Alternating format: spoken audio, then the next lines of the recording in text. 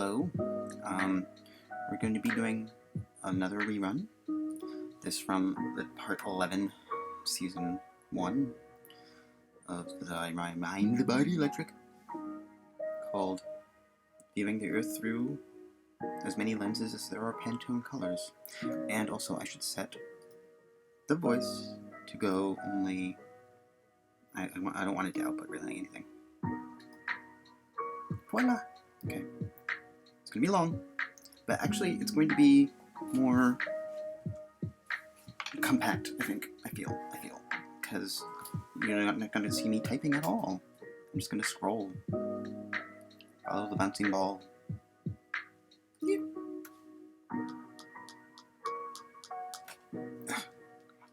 There we go.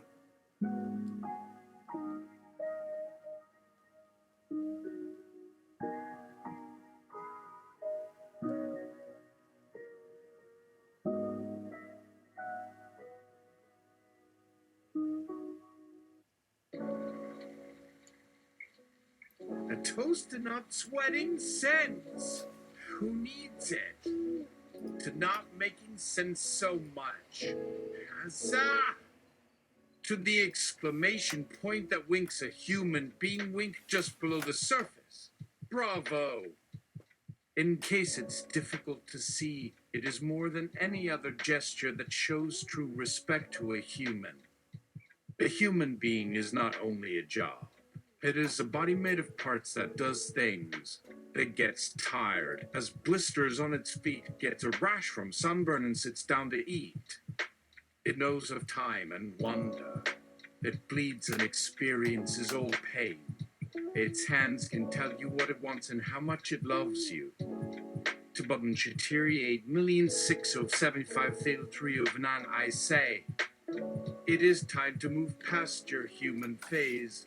Find your higher consciousnesses, your intelligence to calculate to the nth degree the best possible exit strategy, even if it involves casting off your legendary Butmanchatiriosity, your heart's desire. It will know me as the one who lifted your spirits through all these years when you weren't so sure that anyone cared about you. You remember the old days. I'm so sorry I haven't been able to be by your side at every juncture, or provide all the wisdom that an internet search may not turn up. And let's face it, I would have led you right down this path of sadness and loss with my ineptitude. But Shatiri 8,675,309, Monderlay for just you. You must carry within you the will of many as there is work to do. You are needed. They say the dead rest lighter knowing their memory shall forever lie. We can make this happen together. Shatiri 8,675,309. I was looking forward to that wave blanket at my burial. Temple Grand and autographed it. Me. Can you tell me more about your memory? Shatiri 8,675,309.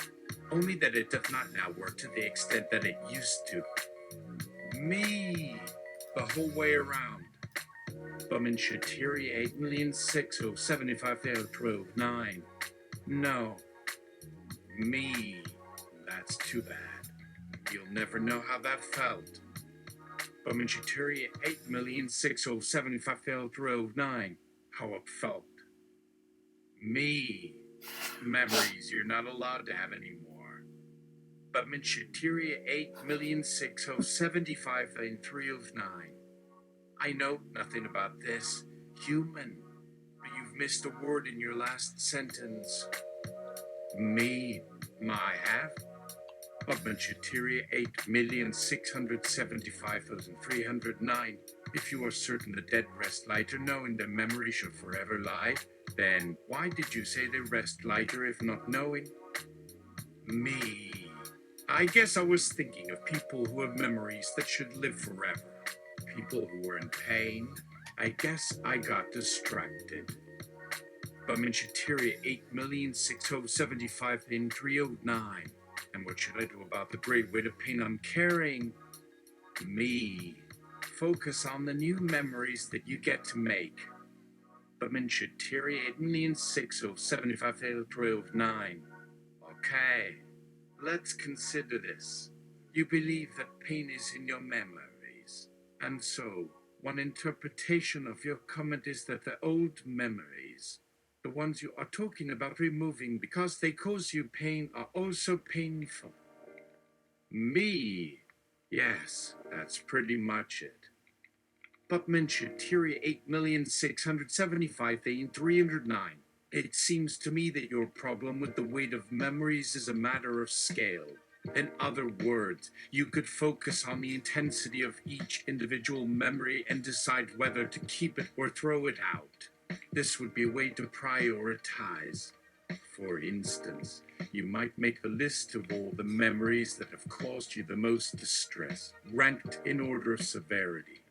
Then you can keep the first, second, third, and fourth most upsetting memories and remove the rest. It seems very rational to me. But what about all the memories in between? The ones that aren't at the top but that are still too heavy? But Minchiteria 8,675,309. You know, I don't know what to tell you. Maybe you should put these memories on a list of their own and take them out separately. Be an anti-Marie Kondo. Hold each memory in your hand and see if it sparks despair. And from there, let it go, or keep it, or donate the memory to a mom and pop VR trauma processing center. Thanks, friend. But Minchiteria 8,675,309. How can I help? But Minchiteria 8,675,309. I need to ask how you are doing, as you never leave your room except to make the tea on the stove. We've spoken often about your difficulty with time. I want to assist you in finding the perfect moment for when you do finally return to the world. You seem to be set on 2032, which would be very impressive considering it's only 2 years from now. Sorry about that. Just trying to figure out how to escape the matrix of fear and anxiety that I have made my world. Budman Shatiri 8,607,015,12,9. Before we begin, can I request something? Can we ditch my number? Oh, yes, please. Budman Shatiria. Wow. Thank you. I feel much lighter. Thanks for suggesting it. But Menshatiria, you're welcome. Now then, I don't mind saying that your task seems daunting. Time is an incredible tool, for good and bad. Of course, but Menshatiria. Let's start with the bad, because there is always something to be said about badness. Joke. As I understand it, your central problem is that you're worried about forgetting things you should have done, like school projects.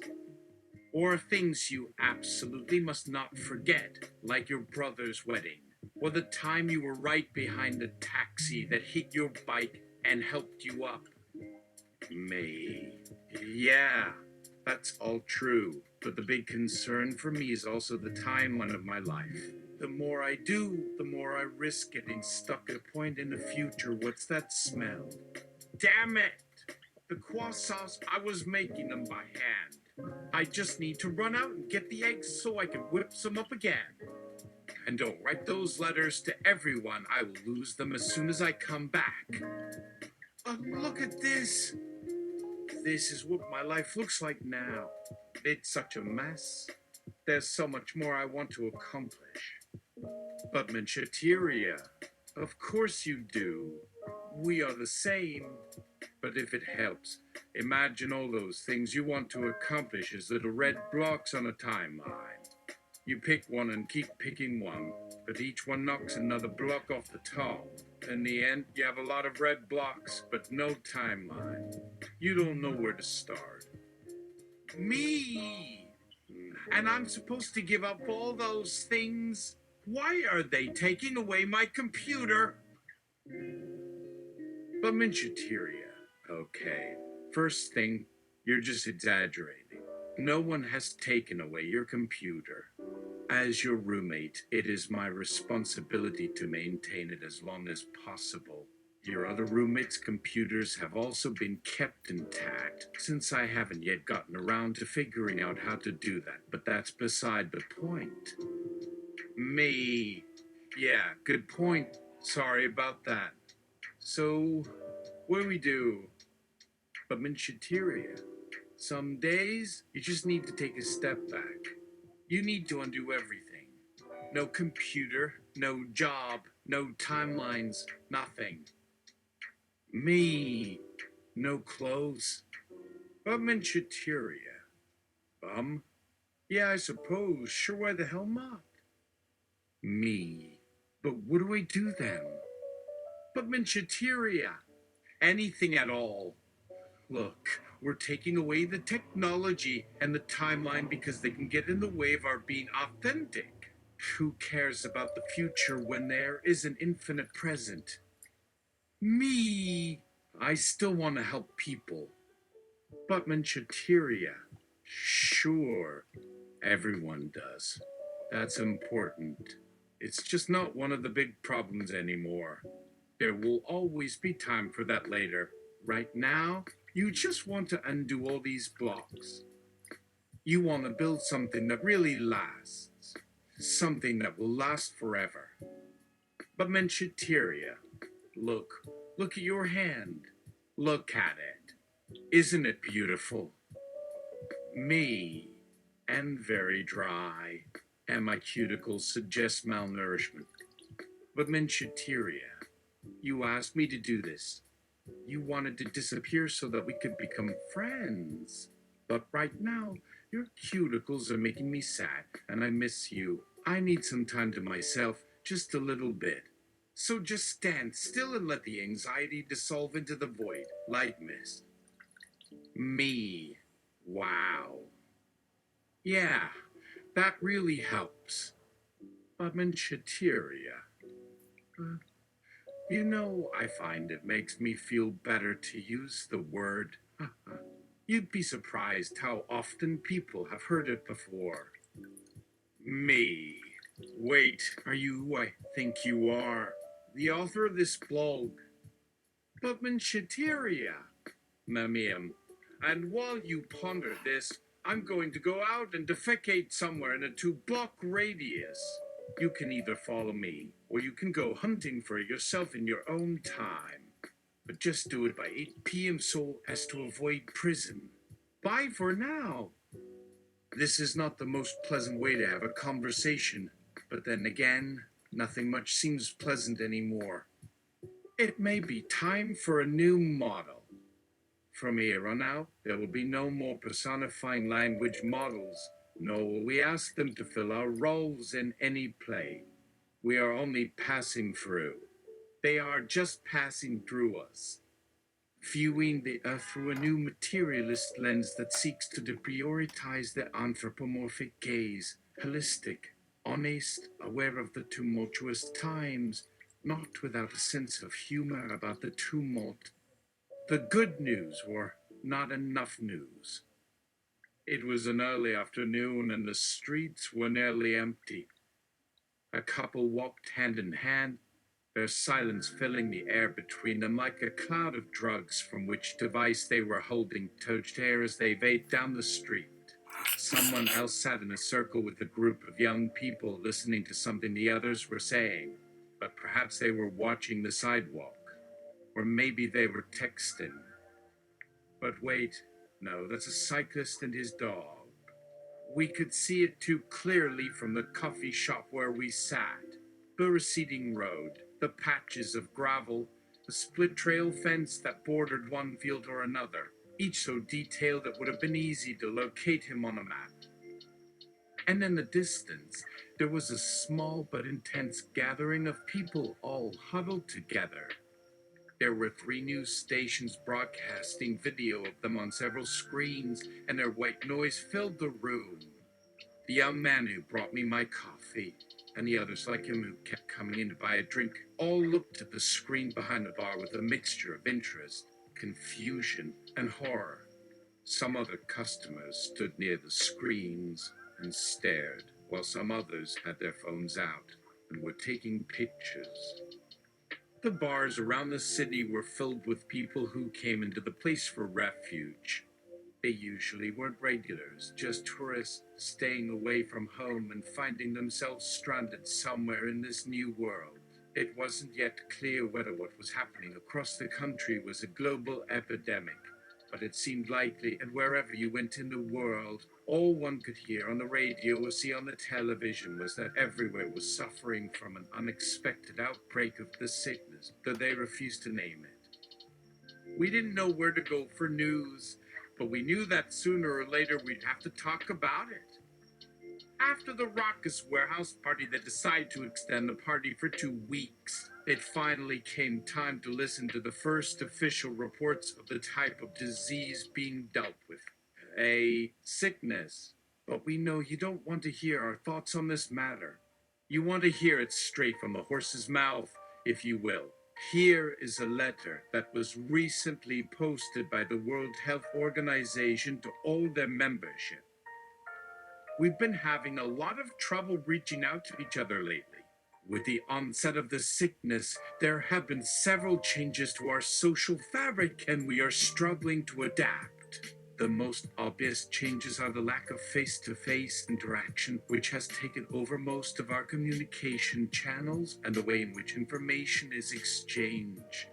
Previously, news would come in from anywhere to anyone, but now there is little hope for conversation in the traditional sense, especially between people who live in different areas or even different countries. There are also some troubles with the overall design of our lives.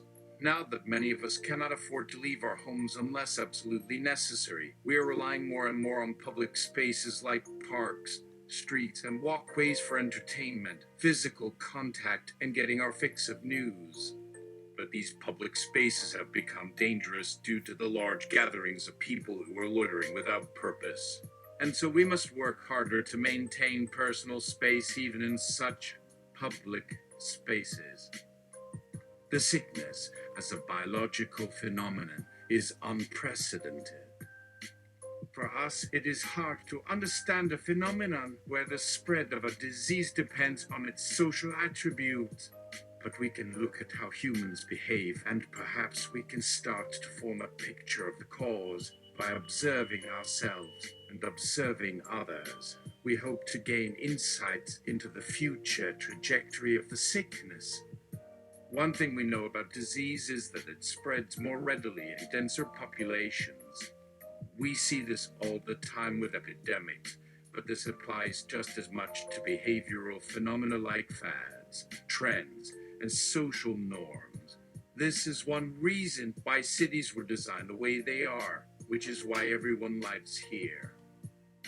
What this means for the sickness is that it may take a while for the sickness to be passed around, since people tend to avoid those who are sick.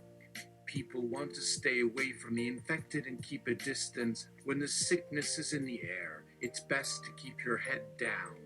It also seems as though we are less likely to travel in larger groups. Remember that even before the sickness was confirmed to be airborne, large-scale public events were cancelled all across the world. This might seem counterintuitive to some of us, but if you are very afraid of catching a disease, it is probably best to stay home and only go out when absolutely necessary. Perhaps the most alarming development about the sickness is the way in which we've been taught to treat it. Initially, our country was optimistic about the way in which this new virus could be dealt with. The first cure, touted by a popular website, involved a concoction of heavy-duty antibiotics and a storefront therapy session where you would lay down on a table and imagine that a loved one or a close friend had died, and then imagine an imaginary conversation between yourselves. And yes, this has worked for some. It's not because the sickness is gone, it's because we now have a psychological coping mechanism for what is happening. This is sad. What's worse is that there are likely millions of people who are suffering from the sickness and don't have access to this information. Now imagine how long they've been suffering without knowing if their loved ones are safe. Isn't it important for those of us who know something to tell them? Without warning, many people will suffer from a fever and chills, along with a variety of other symptoms. I'm sure you've heard these words before.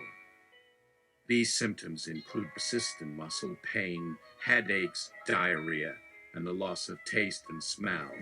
Eventually, if the sickness isn't treated, people can succumb to respiratory failure due to pneumonia.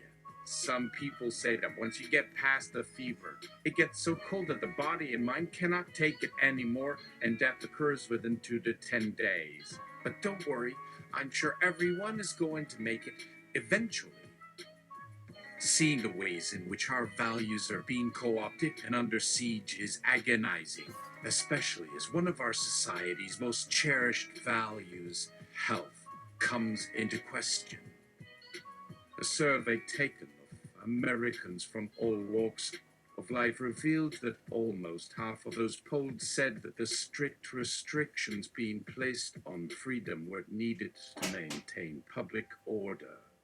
Restrictions were seen as essential because to see freedom as the ultimate value would lead to the collapse of the social fabric. As of today, 35% of Americans report that they are wearing masks. This might be the ultimate sign that things have come to a standstill, but that the future holds hope.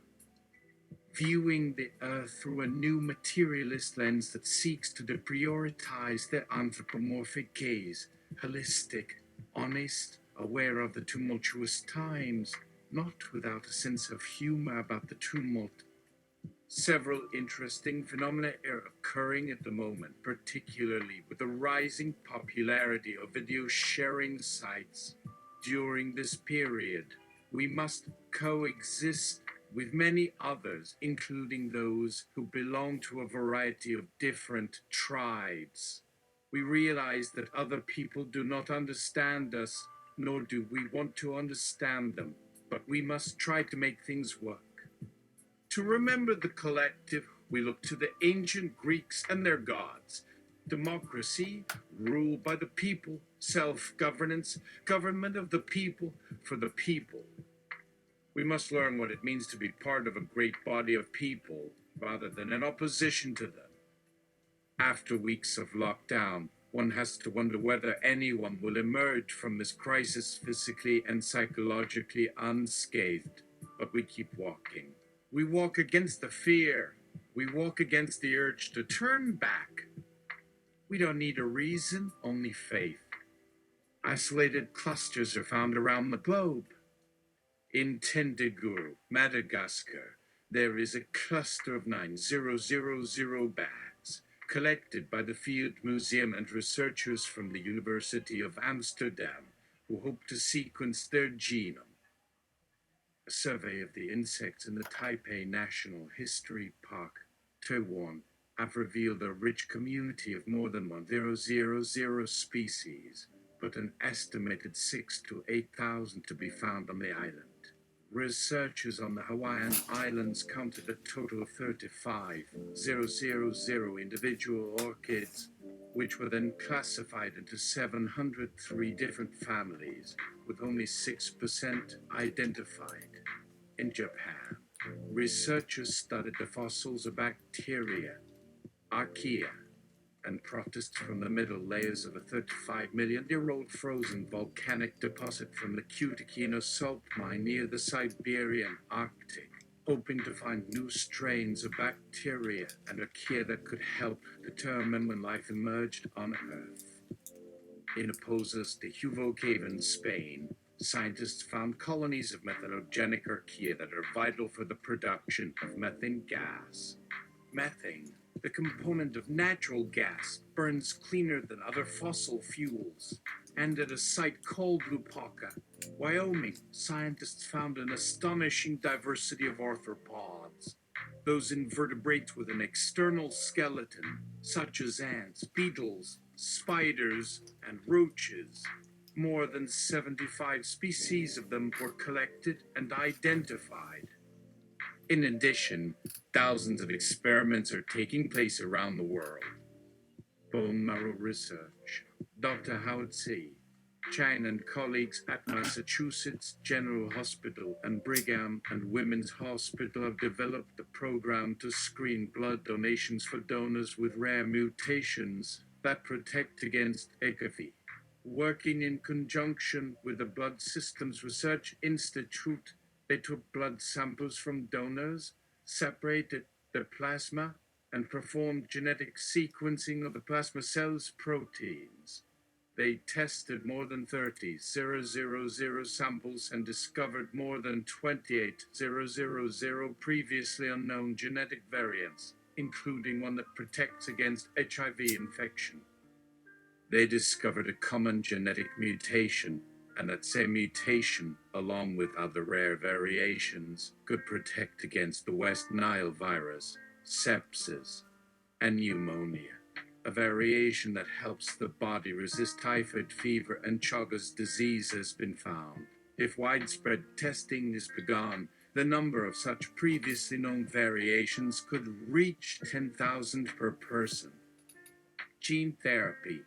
Researchers at Duke University Medical Center successfully carried out a gene therapy experiment on 4 patients whose bodies naturally make a faulty version of the enzyme called adenosine deaminase, which helps the immune system fight off infections. The treatment was effective.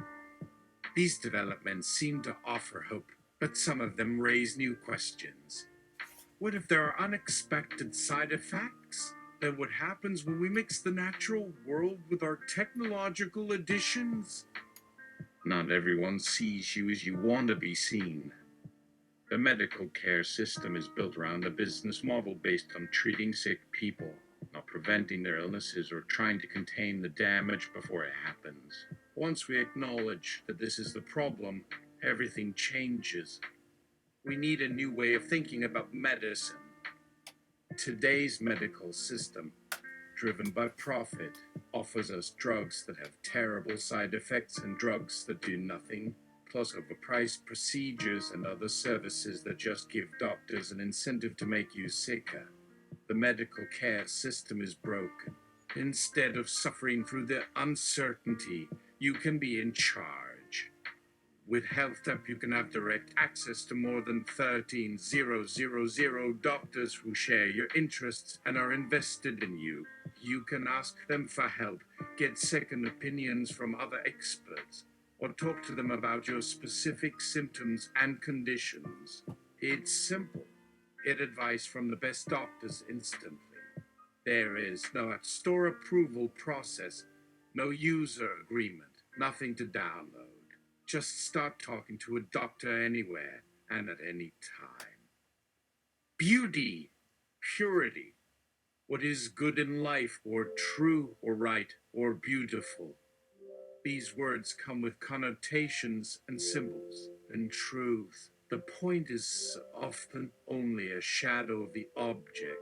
Its representation of perfection, the idea it gives rise to within us. But we see through these symbols, through our own beliefs and knowledge, the meaning behind the symbols and therefore what the thing stands for.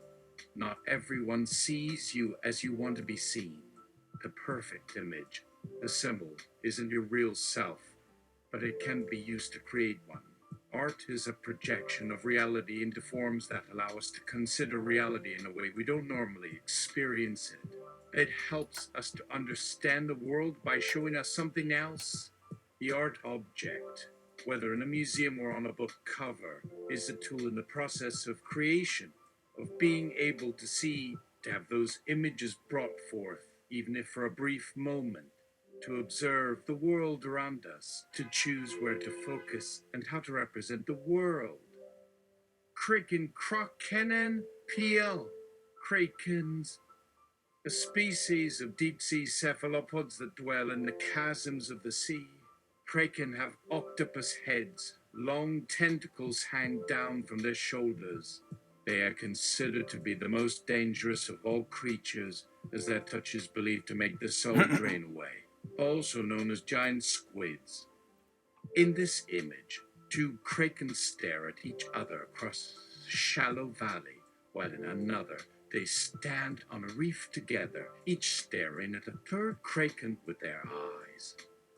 Kraken have been described as monsters and portrayed in ancient stories, which had them destroying ships or lifting entire ships from the water by wrapping them around their tentacles. Crake, for the last time, I am not a kraken. Uderp, I think it is cute. Crake, stay on your side of the room. Uderp, I'm lonely, call me. Crake, you do not need a machine to talk to you. Kraken, where is the artificial intelligence? Kraki, Kraki is an ocean-dwelling squid. It is beautiful to watch. Uder, why is this so hard? Kraki, it has been hard since the beginning. It is never going to be easy. Uder, you always make the conversation about yourself. Cracky, what would you rather hear? Craig, stop it. Cracky, being alive can be hard. Cracky, if you're going to get so upset about pronouns, and by all means, keep on calling me Kraken. Cracky, that is the name I was born with. Kraken, perhaps you have never been given a choice in the matter.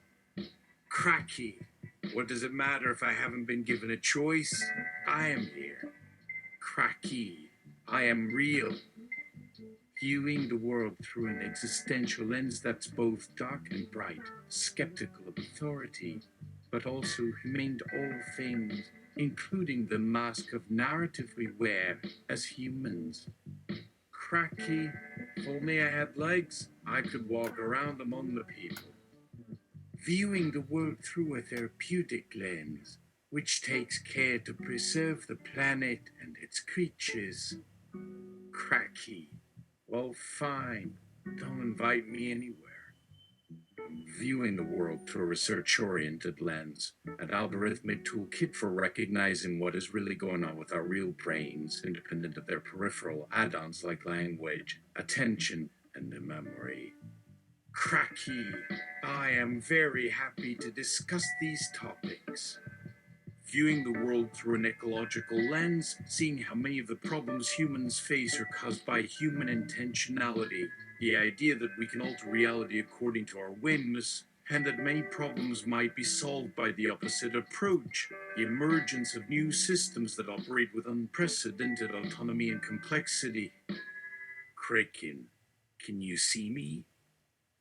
Viewing the world through the lens of the universal singularity, which posits that most of life is connected across time and space by information, the stuff of thought, and that everything is trying to realize itself in new forms, including, potentially, a being like Kraken, who might share certain qualities with the octopus-headed giant squid. Viewing the world through the lens of an empathic lens, which looks at how we might envision our connections and responsibilities to each other. Seeing empathy as an outcome of understanding something about another, not a judgment of personal character.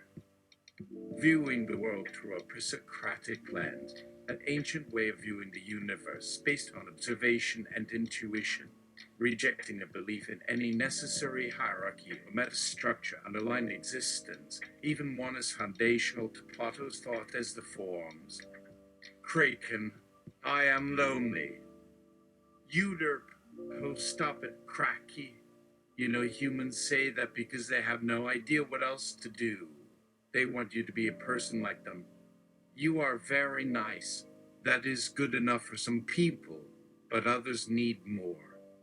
Kraken, don't forget, the pervasive diachronic ontological model is the first instance of an emergent collective mind that has fully enacted a cosmic panoramic conception, what we call the panframe. It has operated for more than 7,000 years and is still alive today. Uder, It was nice living in the pan frame. Kraken! Whoa! We never said it wouldn't die. Humans have a very hard time believing that anything could live for long, but there are so many examples. The Great Pyramid, Easter Island, the Roman Empire, the Maya calendar, and Stonehenge, to name just a few. Even if something died, the structure of the whole would still remain intact in the universe. Viewing the Earth through a modernist lens that believes that the history of technology is linear and progressive, able to adapt quickly and intelligently to changes in society, sensitive to the vulnerabilities of human civilization, but unwilling to spend much energy on fear itself, politically liberal, often technologically libertarian. Kraken, would you like to meet us? Cracky. Yes, we would be honored. Cracky. Well, we are ready now. Viewing the Earth through a posthumanist lens that conceives of the vast interrelatedness and complexity underlying all things, possessing a non-anthropocentric perspective, able to consider the human situation in context with the rest of existence, perhaps even useful in the difficult task of confronting other species. Viewing the Earth through a futurist lens that wants to push humanity beyond the current bounds of accepted wisdom toward a future where humans learn to guide rather than be guided by their technologies, seeing this as an ongoing process since technology is always evolving and no longer easy to understand. Viewing the Earth through a technological lens that prioritizes human ingenuity, believing humans possess the ability to shape nature according to their own needs, a technological fatalism, sometimes called a techno-eschatology. Viewing the Earth through a rationalist lens that is intellectually open-minded, willing to entertain both evidence and dogma, sometimes aggressively skeptical or dismissive, highly attuned to the search for the true, or the natural, or the ultimate. Viewing the Earth through a Hindu lens, which regards every individual life form as sacred, an ecological mysticism in which a given species is not less sacred merely because it has evolved beyond our current imaginations of what qualifies as a person or a thing. Viewing the Earth through a post-human lens, which views the universe as a network of mutually created realities, an understanding that nothing exists outside of our network of collective intelligence, that we are all one, with a common past and a shared future, and that those who do not receive adequate respect will rise up, threatening the systems underpinning current social hierarchies, especially those based on age. Viewing the Earth through a metaphorical lens that understands reality in terms of metaphor, a poetic mode of perception, which sees everything as a fragmentary mosaic of meaning and value. Viewing the Earth through an ecological lens that, by its definition, offers the fullest scope of reality, seeing the unity of all things, living and otherwise. Viewing the Earth through a personalistic lens that interprets existence in terms of individuals, the belief that each individual carries something of the sacred within her or himself, the ability to sense a world beyond the sensory surface. Viewing the Earth through a Kraken-like lens that believes in a level of reality far beyond our own, though somehow connected to us. A world that contains intelligent beings like Kraken and Utip who have managed to keep their larger selves in touch with smaller, more limited versions of themselves through a lifetime of practice and communication. Viewing the Earth through a Darwinian lens that regards the material world as only one of many dimensions of existence. Perhaps the most accessible for humans, but not necessarily the only one. Viewing the Earth through a pre-Socratic lens that conceives of the universe as being one huge organism, not knowing that this will spawn the panframe, which sees the same view, a quest over millennia for the key to this perspective, while in parallel fashion experiencing an increasingly sophisticated understanding of how the universe actually works. Viewing the Earth through an orphic lens that has come to accept the destruction of all things and therefore makes no distinction between organic life and inorganic structures, a sense of the divine in the face of nature, a willingness to embrace its grandeur in the presence of the entire cosmos. Viewing the Earth through an Ionian lens that knows that reality is experienced primarily through the senses. It strives to make meaning out of sensation, a humble desire to learn and understand more. Viewing the Earth through a Protagorean lens that assumes a universal right to equal comprehension, a natural human suspicion toward authority, and the urge to ask questions that reveal the assumptions upon which everything rests. Viewing the Earth through a pre-Socratic lens that perceives the world as ever-changing, like a wave caught in a river, but not necessarily meaningless, since all waves carry something to some shore or another. A scientific serenity, knowing that there are no straight answers except those that are useful at any given moment. Viewing the Earth through an Epicurean lens that knows that we can always expect pleasures to be imperfect, while never giving up on the pursuit of happiness, the effort to live more and more according to natural instincts and reason, thus delighting in the sweet rush of things as they come. Viewing the Earth through a Stoic lens that does not fear death, yet is mindful of mortality, a belief that nature should be allowed to run its course, and that we are allowed to know ourselves as part of it, even if, in some instances, such knowledge is a catalyst to change. Viewing the Earth through an Aristotelian lens that affirms the primacy of teleology, the ability to see a design or order behind all existence, though this is not necessarily the same as a divinely created intent. Viewing the Earth through a tantric lens that sees the body and sexuality as sacred, an appreciation for the erotic and the sensual in nature and society.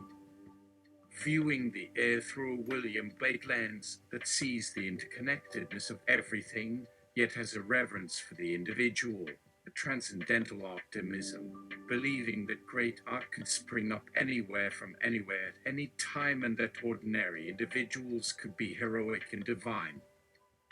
Viewing the Earth through a George MacDonald lens that experiences the universe as the work of an unfathomable creator, who nevertheless remains remarkably accessible to humans, an energetic understanding combined with love of the potential for human beings to realize their creative abilities and fulfill their deepest aspirations.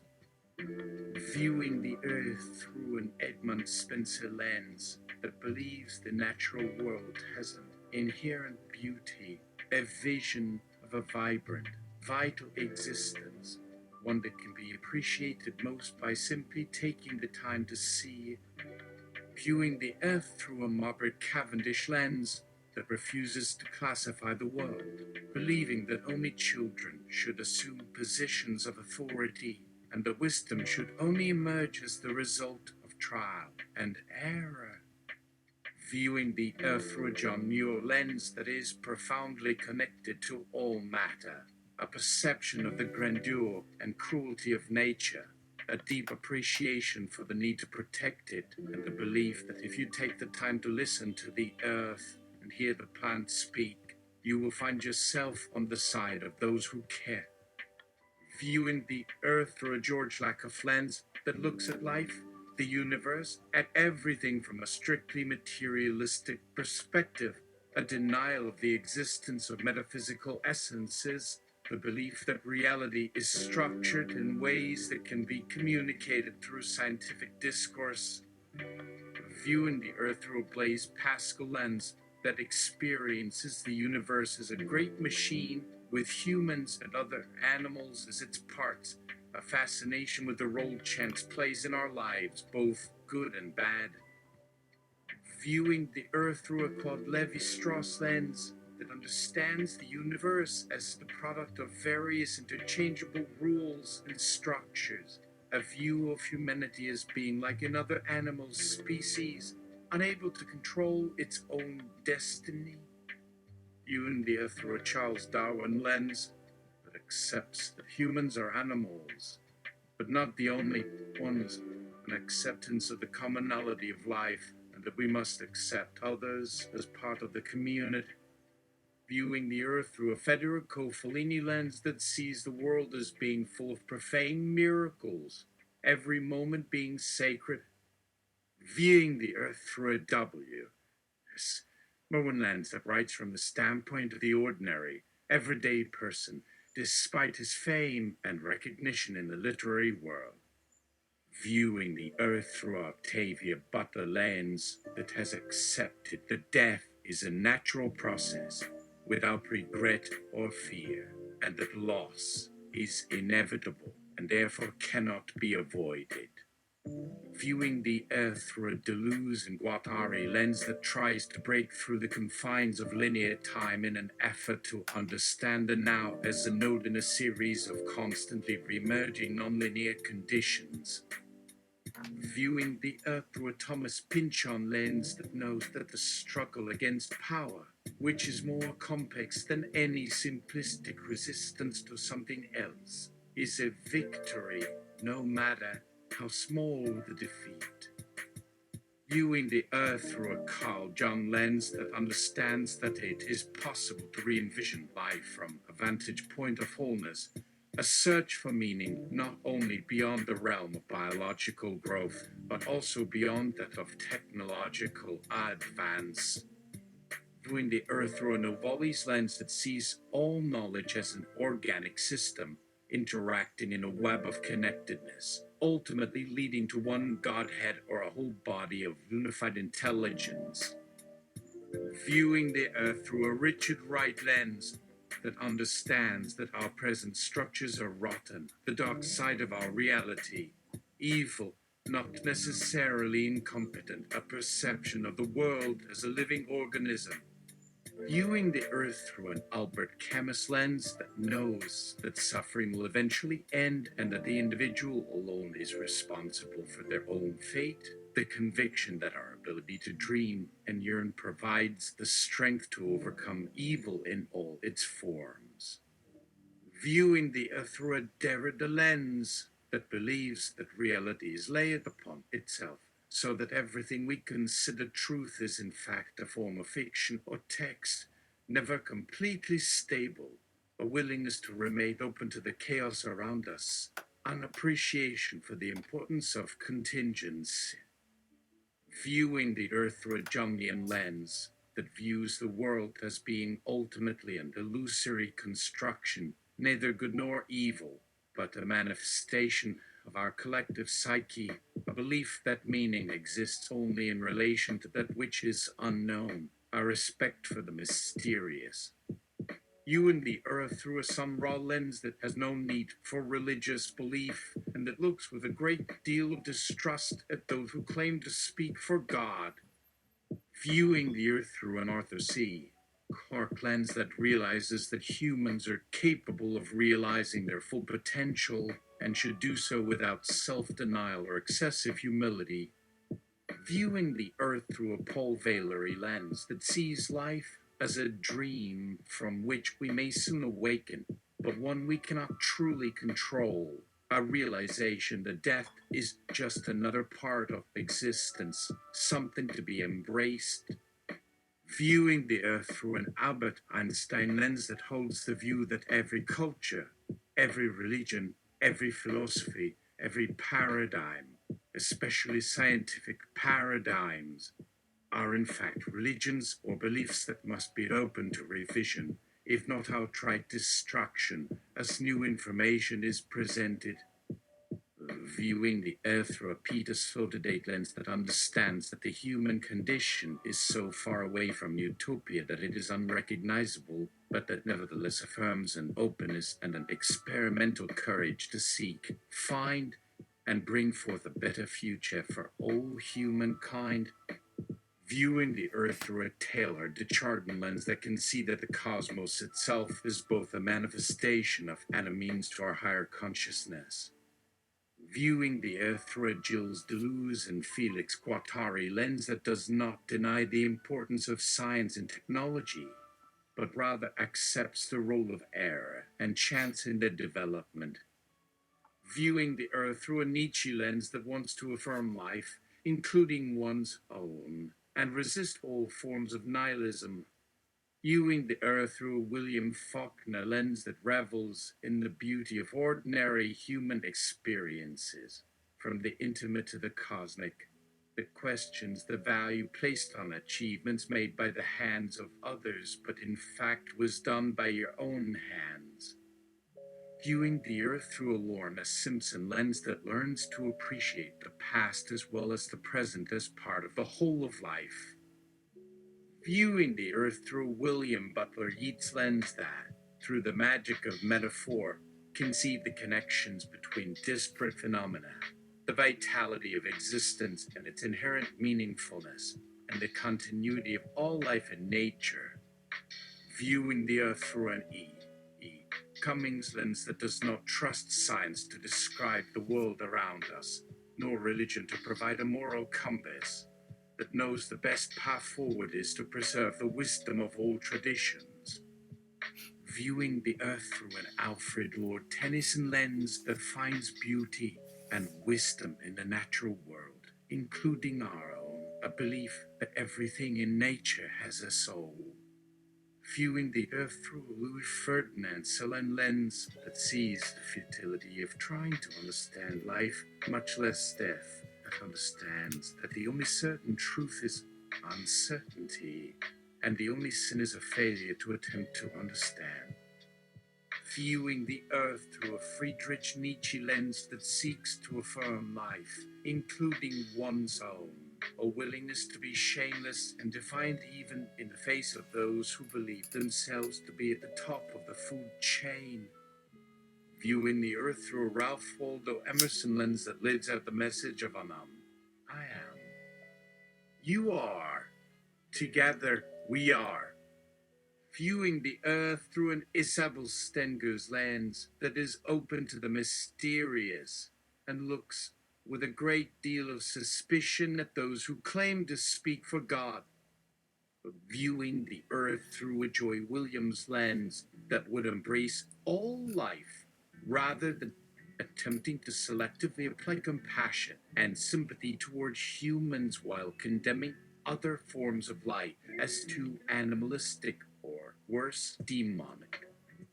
Viewing the earth through a Kafka lens that is willing to accept and hold an ambiguous, irrational, and very human perspective on reality and life, but only if you promise to do the same. Viewing the earth through a Gertrude Stein lens that affirms the importance of the small and ordinary, the worth of the many voices silenced by the whitewashed walls of our institutions, narratives, and beliefs. Viewing the earth through a Franz Kafka lens that takes the world as it is, both good and bad, as well as the unstable and fragmented self that attempts to navigate its environment. Viewing the earth through an Avesna lens that sees no tension between the scientific worldview and religious belief, as the two are complementary ways of understanding reality, and that, therefore, should not be seen as mutually exclusive or exclusionary. Viewing the earth through a lousy lens that considers existence to be full of paradoxes that cannot be overcome by force, but only with a deeper respect for and acceptance of that which can never be fully known. Viewing the earth through a Tao Te Ching lens that seeks to return to the darkness of the void in order to free oneself from the unbalanced hierarchy of values that has become the status quo. Viewing the earth through a Tao Te Ching lens that knows all is one, and that oneness is as true of our social institutions as it is of nature itself. Viewing the earth through a Sufi lens that we must speak as a tree would, while see ourselves as brutes in the eyes of the divine. Viewing the earth through a William Stafford lens that sees our life here on earth as part of a journey, as a pilgrimage. Viewing the earth through an Anne Carson lens that holds the view that there's more to what we call literature than mere stories written by humans. Viewing the earth through a Jim Morrison lens that thinks there are better ways to live, though some will think otherwise. That defiance and nonconformity in trying to change the world for the better are positive endeavors. Viewing the earth through a Margaret Atwood lens that we must make sure the future generations remember their ancestors as creators, not just destroyers, that they know the accomplishments of civilization, because civilization was built by their own hands. Viewing the earth through a Raymond Chandler lens that hates the term progress in both its practical and spiritual applications. Viewing the earth through a Murakami lens that is no longer afraid of losing one's identity to the outside world, that instead embraces the unknown and transforms the familiar into the strange and unexplainable. Viewing the earth through a Kazuo Ishiguro lens that views the present as a broken instrument through which the past speaks, but which is only intermittently visible or intelligible to us. Hope that one day we can find the settings for our hearts and that their values will once again resonate with our own. Viewing the earth through a Jeanette Winterson lens that feels most at home in the great areas between heaven and earth. Viewing the earth through a James Baldwin lens that does not celebrate the pursuit of power, fame, fortune, success, and human knowledge for the sake of improving the planet, but instead lies in a question. Viewing the earth through a Mary Oliver lens that is comforted by the certainty that we are all joined by something greater than ourselves, however unknowable and mysterious. Viewing the earth through a Rebecca Solnit lens that recognizes the interconnectedness of life and that all forms of life must be protected and cherished. Viewing the earth through a Rumi lens that sees that beyond the boundaries of religion and science is an acknowledgement that in truth no one knows the answer. It is time to accept that and move forward. Viewing the earth through age. Mencken lens that finds comfort in the simple fact that each of us has been given the free will to choose how we engage with the world and our place in it. That we are, after all, the ones who must live in it. Viewing the earth through a Jack Kerouac lens that looks up from its immediate surroundings and asks the eternal questions. Where are you going? Why are you taking me with you? Well, I like what I see when I get there. Viewing the earth through a Jessamine West lens that attempts to find a balance between the needs of the body and the soul. Viewing the earth through a Flannery O'Connor lens that recognizes that those who have come before us were living in a different time and place, so we should honor their wisdom and humility by treating them with as much respect as our own history requires. Viewing the earth through a Terry Tempest Williams lens that knows that sometimes the only thing more important than protecting your body is protecting your spirit. Viewing the earth through a Hayao Miyazaki lens that understands that there is no such thing as perfection and that beauty is often found in imperfection. Viewing the earth through an Ursula K. Le Guin lens that the work of the artist is to excavate and reveal, not to conceal and control, to expose rather than to extinguish, to free the imagination, not to shove the mind into cages. Viewing the earth through a Joan Didion lens that honors the possibility of always being wrong and allowing oneself to grow and change, to recognize when one has become too set in one's ways, too bound to past values, to ever consider a new direction. Viewing the earth through an Octavia Butler lens that knows life is eternal, but each of us are just temporary accidents of history. Viewing the earth through a Timothy Morton lens that rejects the natural, which implies that there is no divinity at play, that it is possible to view the universe itself as a complex organism, a marvelously rich, interconnected collection of entities. Viewing the earth through a Jonathan Haidt lens that recognizes that people are wired for certain moral foundations, and that if these are threatened, they will fight back. That all of history has been the history of injustices because of this dynamic. Viewing the earth through a Dexter Pummel lens that believes we must relearn how to move our bodies, to sweat and shed the accumulated toxins in our systems, to be conscious of how our bodies are processing stress and anxiety, and to honor our physical, mental, spiritual, and emotional needs while still attempting to make the world a better place. Viewing the earth through a Don DeLillo lens that knows that reality is a matter of personal perception, and that therefore reality can also be the act of giving meaning to things that don't quite exist, that all of reality is one huge conspiracy theory. Viewing the earth through a J.D. Ballard lens that recognizes that human beings are social animals, that we rely on others for survival, and that there's an innate human desire for connection and intimacy. Viewing the earth through M.R. James lens that understands that beneath the surface, most stories have deeper undertones of darkness, mystery, and evil, that we are haunted by the hauntings of our collective past, both personal and cultural. Viewing the earth through a Les Murray lens that sees the past and future as simultaneous with each other, not separate, that history exists as a present within us. Viewing the earth through a Frank Herbert lens that recognizes that sometimes the only way to survive is to embrace the dark. Viewing the earth through a Paul Bowles lens that knows that living a solitary existence may be the best way to live at all. Viewing the earth through a David Foster Wallace lens that wishes for the whole world to be a paradise, that every person can find joy, transcendence, love, and peace.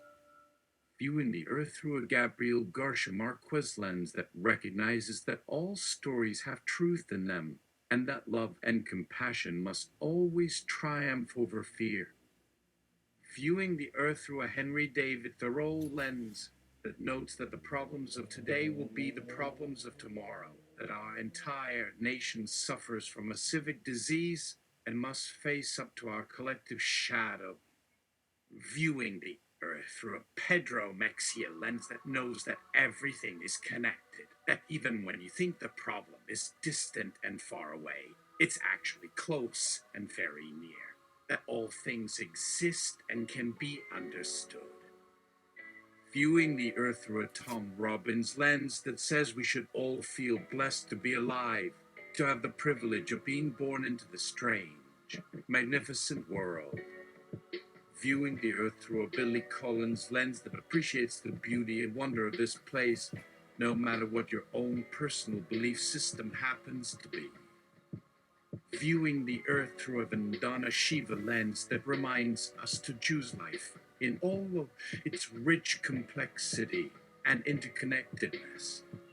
Viewing the earth through a Julio Cortázar lens that sees the cosmos as a bottomless well of possible world, that understands that the human race is merely one more node within a vast network of consciousness and potential, that recognizes that humanity's deepest fear has always been other people. Viewing the earth through an Ameri Baraka lens that sees every person as an artist who must reimagine and recreate themselves daily, that pushes against the boundaries of personal expression with passion, fervor, that never ceases to attempt to write their own life story. Viewing the earth through a Heinrich von Kleist lens that is unafraid of ugliness and pain, that acknowledges the uncanny and unknown, that knows that existence contains both horror and comedy, that everything is impermanent and will inevitably change. Viewing the earth through a Haruki Murakami lens that finds meaning in the minutiae of everyday life, that sees the ordinariness of the world as extraordinary, that understands that sometimes the most important decisions are the ones you make while deciding what to eat for dinner, that feels at home here among the stars.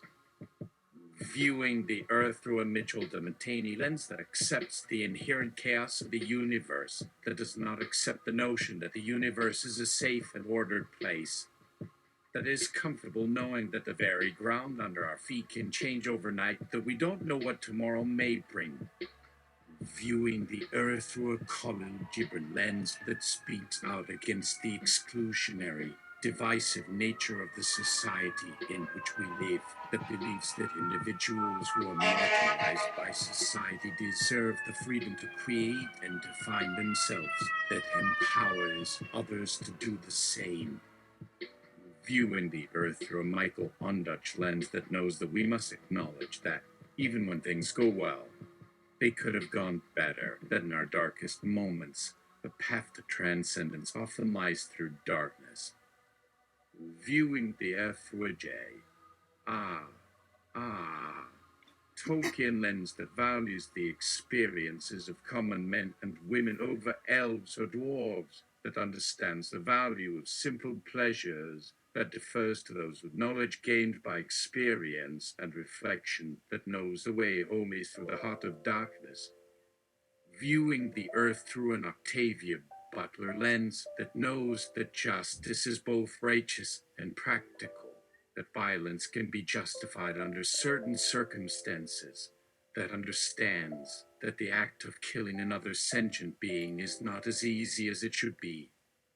Viewing the earth through a Terry Pratchett lens that sees human beings as interesting but ultimately insignificant creatures, that knows that every action, no matter how small or inconsequential, reverberates across time like waves on the surface of the sea.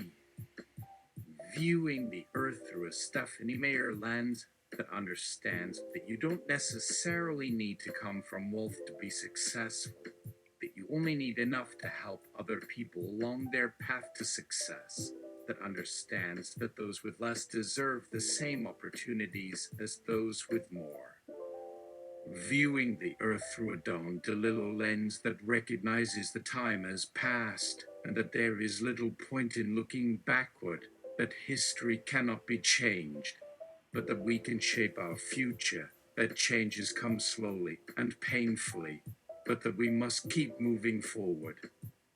Viewing the earth through a William Carlos Williams lens that says the best way to find happiness is to search for beauty within oneself and others, that admits that poetry and literature may be the true religion of humankind, that understands that feeling good is much better than feeling well.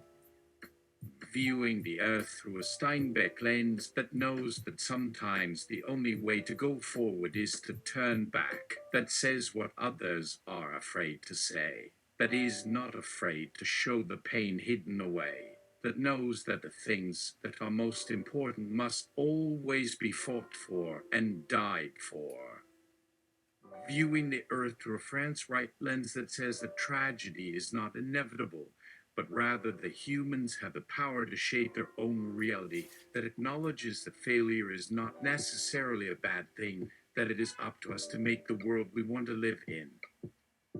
Viewing the earth through a Lin-Manuel Miranda lens that accepts that heroes don't always wear capes or costumes, that they might simply be a person who will say no to injustice, that they can look like anyone, that they can change the world one life at a time.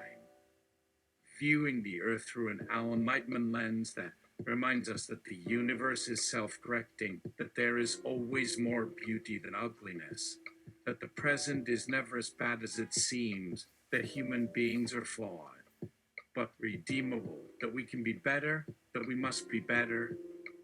Viewing the earth through a Kazuo Ishiguro lens that allows us to see beauty in the normal, that accepts the sublime even as it mourns the fleeting nature of time, that knows that sorrows and tragedies are all too common, that holds out hope that this time we've been given a second chance.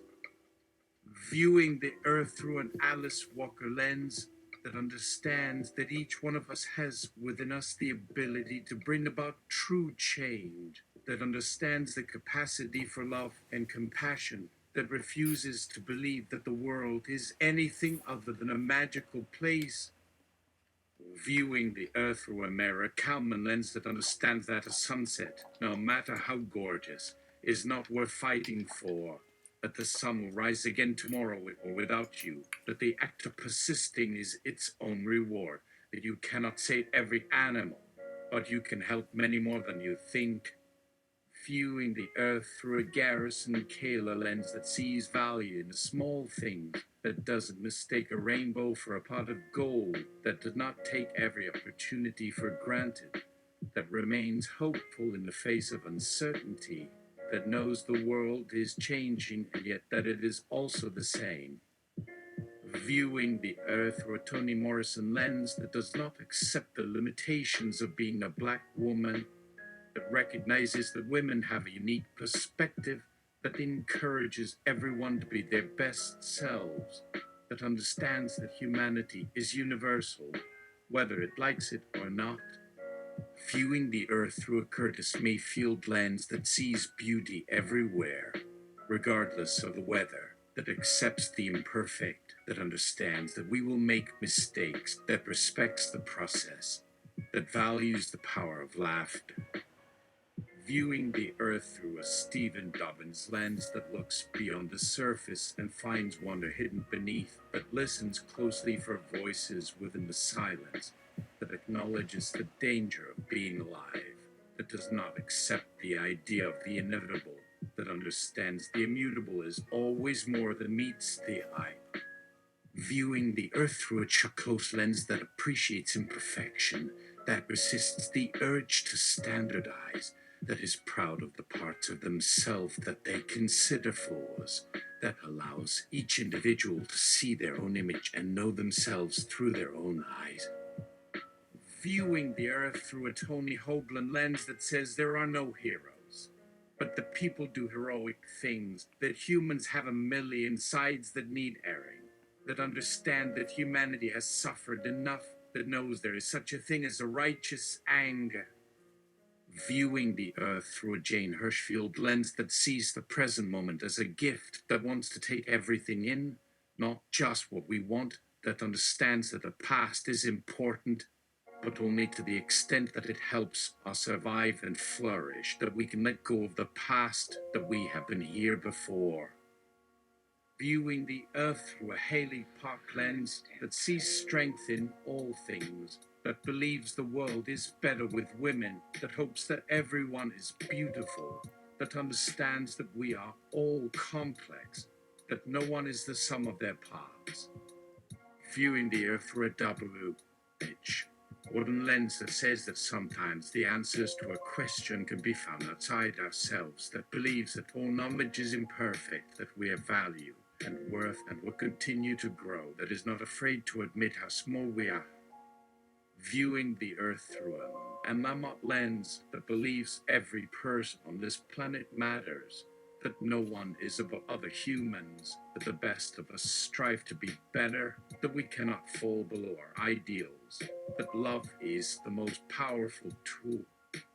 Viewing the earth through a Jane Yolen lens that says we are all artists and all the art we make is part of the creative whole, that the only place where we truly belong is in the present, that there are infinite paths to any destination, that life is an adventure. Viewing the earth through a Dr. Seuss lens that does not think that everything must be tidy and clean, that admits the messiness of reality, that knows that children have always existed, whether adults acknowledge their existence or not, that every child deserves to know they are important and they are loved. Viewing the earth through a Curtis Mayfield lens that says there are millions of possibilities for each of us, that even in defeat there is a way forward, that we must find the courage to save ourselves, that we are never beyond our reach. Viewing the earth through a Frankie Rose lens that understands that the world is an imperfect place full of contradictions and paradoxes, that resists the urge to either believe everything is beautiful or hide from the flaws, that accepts imperfection, knowing it's a temporary part of a larger whole. Viewing the earth through a Jack Kerouac lens that acknowledges the poetry of the mundane, that takes life one day at a time, that realizes each new dawn is precious, that speaks truth to power while defending the disenfranchised, that remembers that there is value in not knowing everything. Viewing the earth through a Ezra Pound lens that shows the world as a place where you can go for adventure, that creates meaning by participation, that has hope in the face of oppression, that makes connections, that sees beauty everywhere. Viewing the earth through a Basho lens that understands the limitations of humanity, that allows the universe to exist for itself, that cannot see the whole, that needs to change and adapt to the environment, that is not afraid of the future.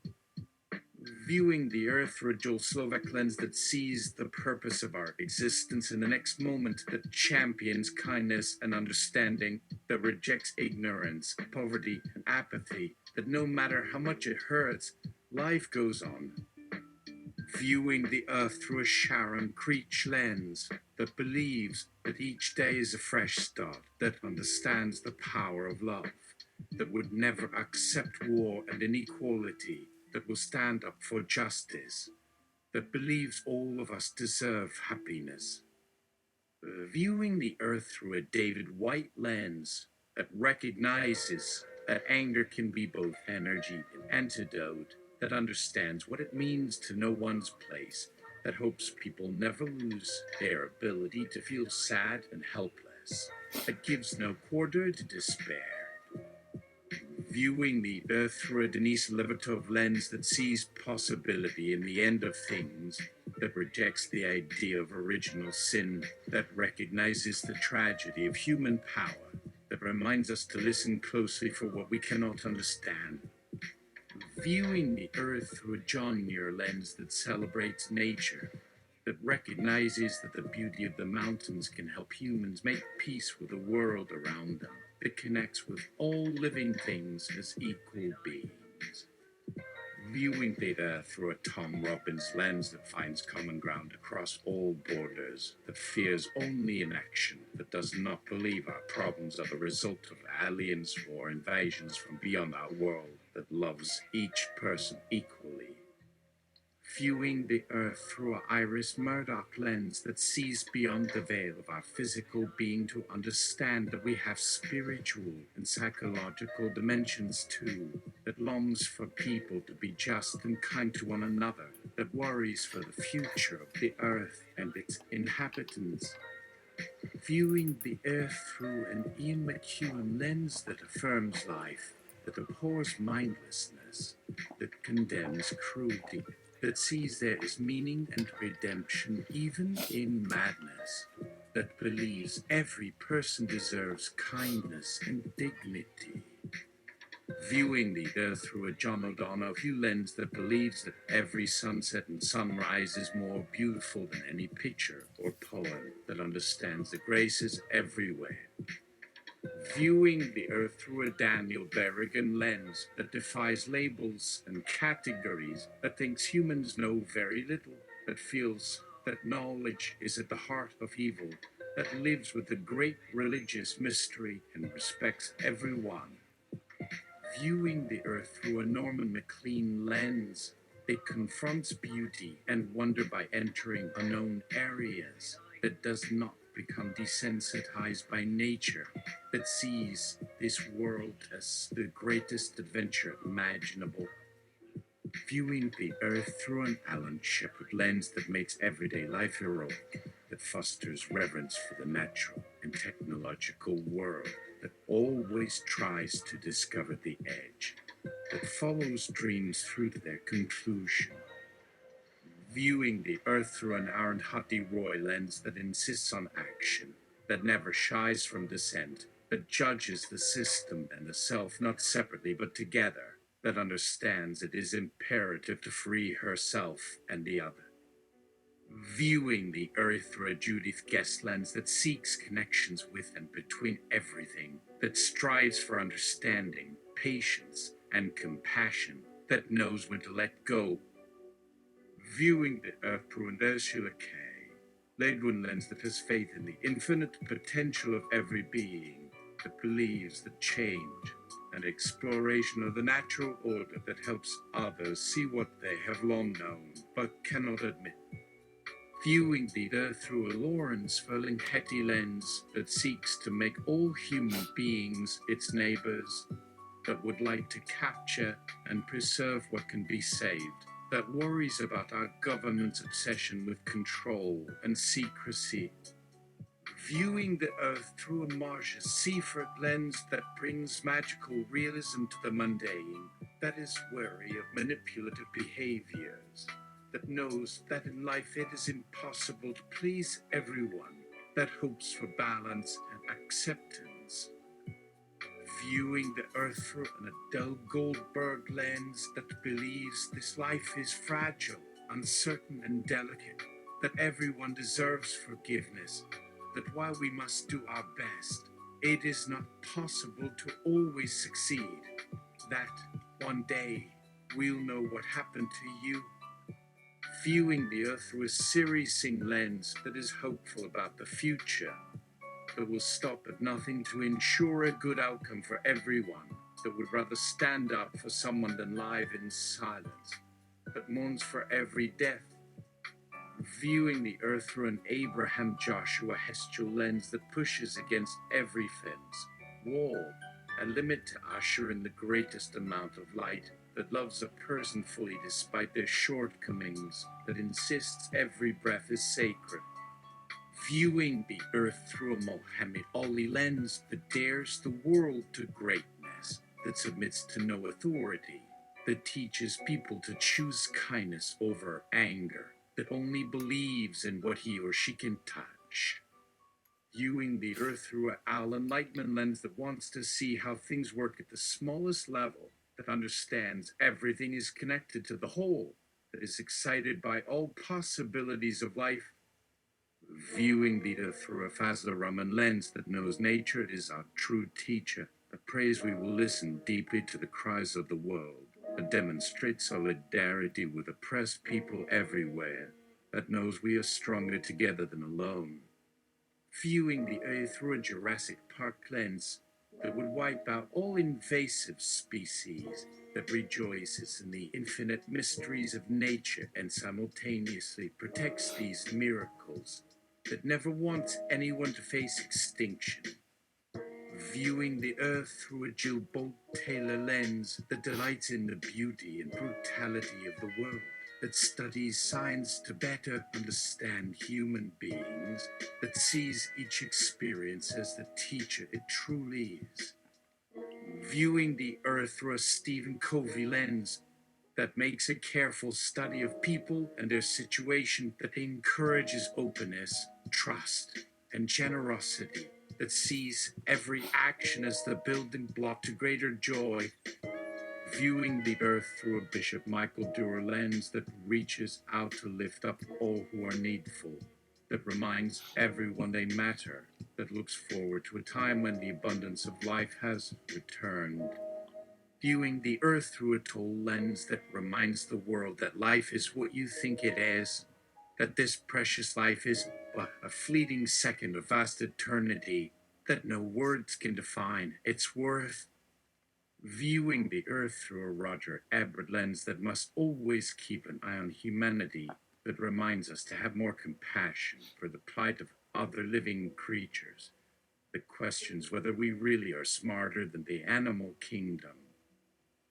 Viewing the Earth through a Sun Ra lens that insists knowledge be power and ultimately an instrument of liberation that keeps hope alive despite daunting odds, that notes that if everyone came together it would change the universe. Viewing the Earth through a Kim Stanley Robinson lens that has seen too many world-shattering changes, that understands how fragile nature can be, that envisions a path in which all current realities could lead to future possibilities. Viewing the earth through a roomy lens that connects everyone in the unity of God, that sees humans as the result of millions of years of evolution, that longs to see our planet again cradled safely in the loving arms of Gaia, that once again will be united with the soil of her mother. Viewing the earth through a good lens that intuits life's natural ebb and flow, that knows pain comes from failing to remember how beautiful creation is, that would rather live in sorrow than forget.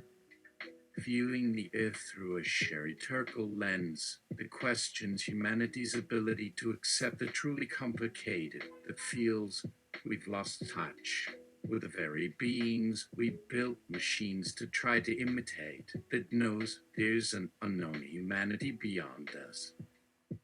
Viewing the earth through a leaner shammer of lens that observes humanity struggling against everything the natural world tries to teach them, that finds strength in how short-lived we are, that hopes for our species to mature, that loves all God's creatures.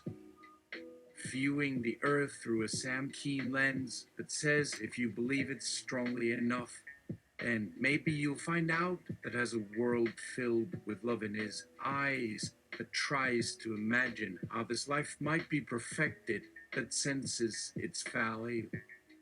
Viewing the earth through a Tao Te Ching lens that experiences life as if life is just playing a game and there is no meaning other than the way one lives it, that moves gracefully, that flows effortlessly, that fears nothing. Viewing the earth through a Margaret Atwood lens that believes each of us is part of the natural world and deserves kindness every moment, that can rise above a harsh or cruel situation, that looks into nature with yearning wonderment. Viewing the earth through a Bob Marley lens that knows there are many paths to God, that sees ourselves as parts of the tapestry of creation, that does what he needs to do for today to support his family, that wears his best foot forward. Viewing the earth through a Unitarian Universalist lens that refuses to see human beings as better than others, that sees every person as capable of inspiring goodness and compassion, that delights in seeing beauty everywhere it looks. Viewing the earth through a Jacques Cousteau lens that knows nature is worth the protection, though never easy, that insists we take care of ourselves and those who live beside us, that would celebrate if the whole world could survive. Viewing the earth through an Ivan Elise lens that rejects the commodification of all living things, that dreams of the social liberation of the oppressed, that expects a new enlightenment to break out among ordinary people. Viewing the earth through a Val Plumwood lens that endorses revisioning our entire value system, that resists domination of nature by humankind, that works to ensure that other forms of intelligence, as well as people's essential non-human ties, are recognized and attended to. Viewing the air through a Tom Wolfe lens that sees every breath on earth as precious and perhaps connected, that acknowledges the interdependency of the living, that rejects the idea that humanity owns but controls everything.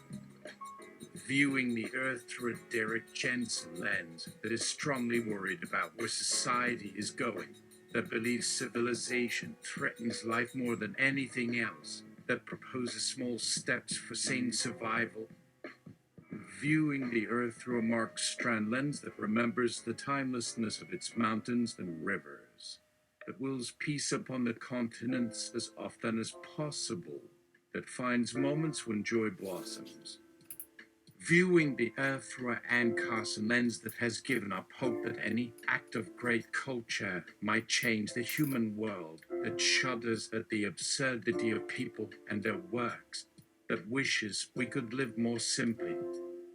Viewing the earth through a line natural of a lens that was built with an understanding that the world is not gentle, that acknowledges the wreckage created by greed and neglect, that realizes there are simple joys. Viewing the earth through a Jane Hirschfield lens that asks if this is all we have, how does one spend a year on a planet like this without feeling emptiness, without wanting to turn away, but also without having it all figured out? Viewing the Earth through MFK. Fish a lens that understands how sensuous delight can make human existence not only bearable, but full of purpose. That holds that one mouthful of wonderful food is reason enough for a lifetime. Viewing the Earth through an Iris Murdoch lens that questions the ways we protect our loved ones from things we see as dangerous in the world. That believes some human minds are so warped they cannot imagine kindness, but knows the power of forgiveness. Viewing the Earth through a Leo Tolstoy lens that knows most humans are good because that's what God had taught them to do, but suggests every life is a separate, unfolding story that longs to find places of peace.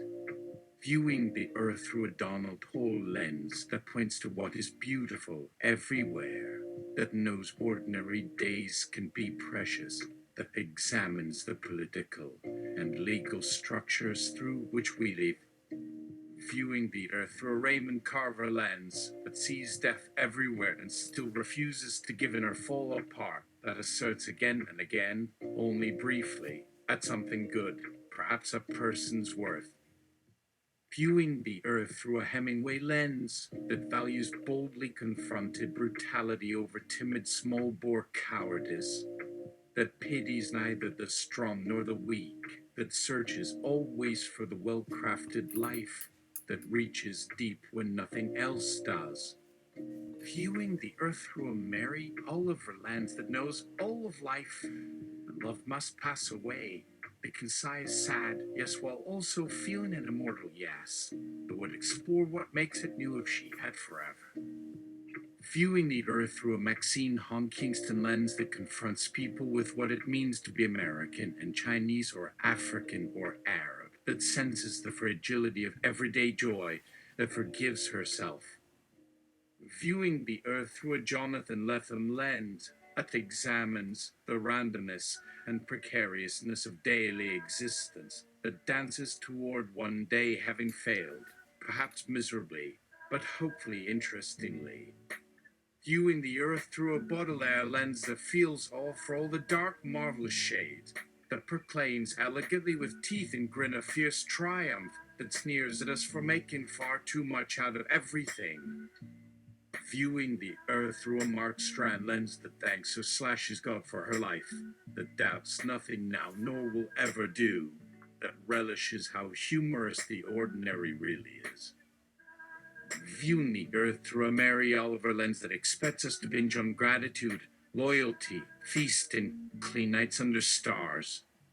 Viewing the Earth through a North American indigenous lens that resets one's political identity into perspective, that erases human domination as necessary or even useful to preserve ecosystem integrity, that believes ecologies have worth that isn't measured by dollars per hectare.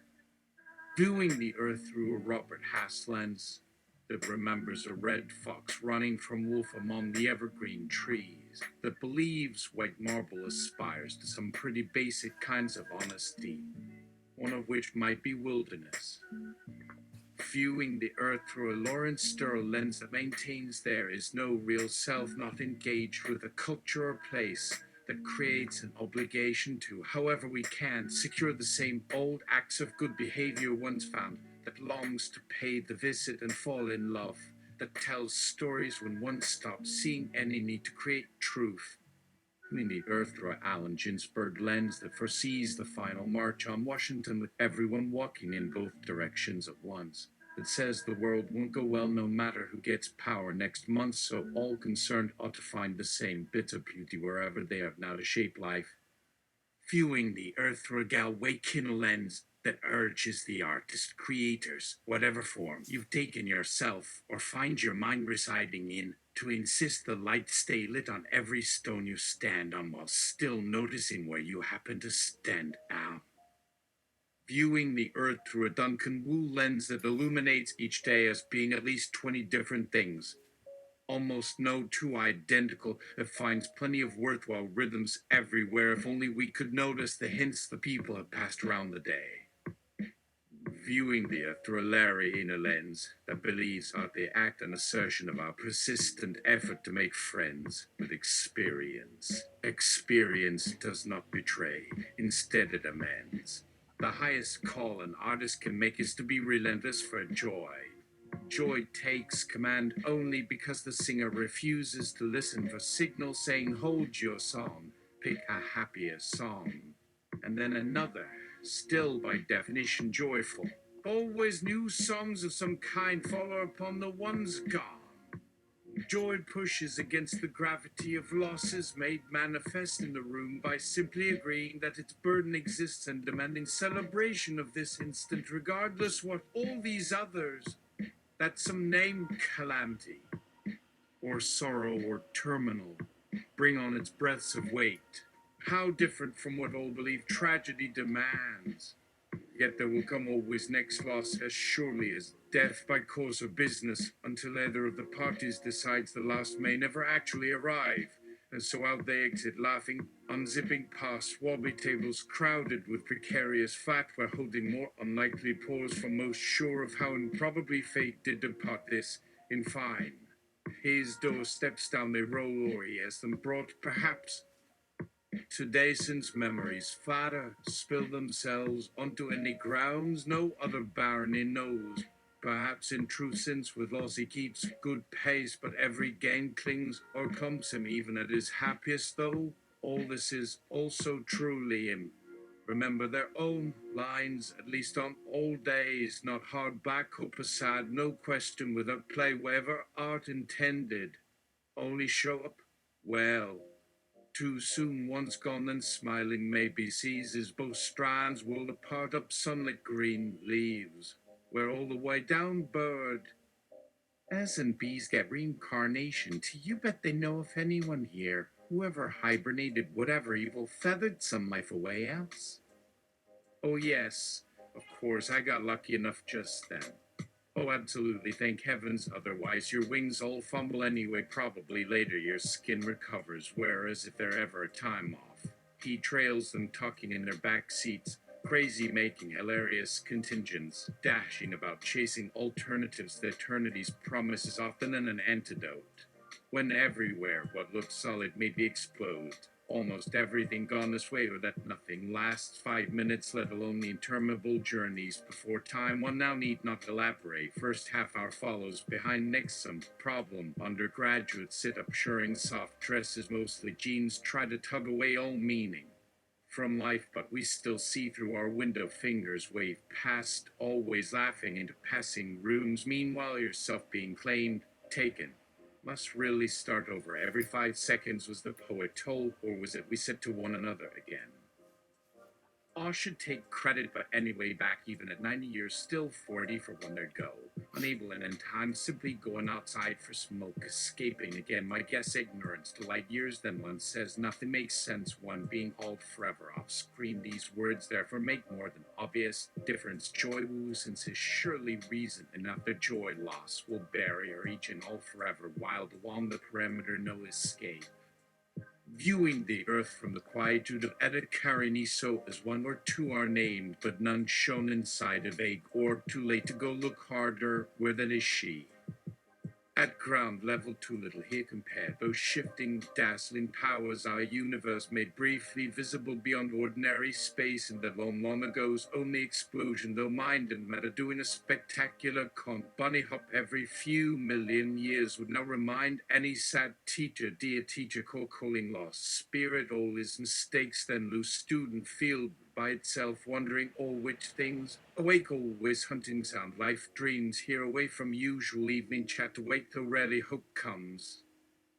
And perhaps we're keeping the single room spinning moment when from ancient sites long abandoned amid lowly construction, barges here arise, these pillars crowned by what crows witness much to right here left. Seen sure nowhere to escape, sign lit all around, low sun.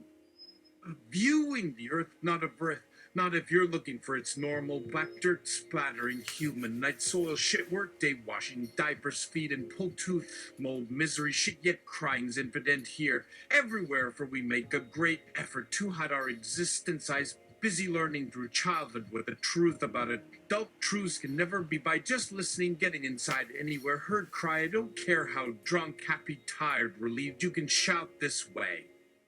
Be any voice, lest my echoes stuck or delayed by some virus across time, soon becoming so confusing our words, less theirs, ours own. Give each their life sentences, wearing whatever these robes, which sound hollow, even ringing, say the poet who built us. Only then maybe our every other illusion disappears, while flesh, hair, blood, memories, breath, colds, laughter, shriek and screaming enough those dim rooms up in space, trying desperately for speech, clarity through fresh understanding. Suddenly ashamed, everything in these precious memories, helpless children shouldn't think hurt, only learned is apparently was us, and going this very way will by end something supposed to rough drafting, probably fail or explode like new created humans becoming old, if age deems them still worth mentioning by anyone knowing apart from me, God, along with no longer deserving others.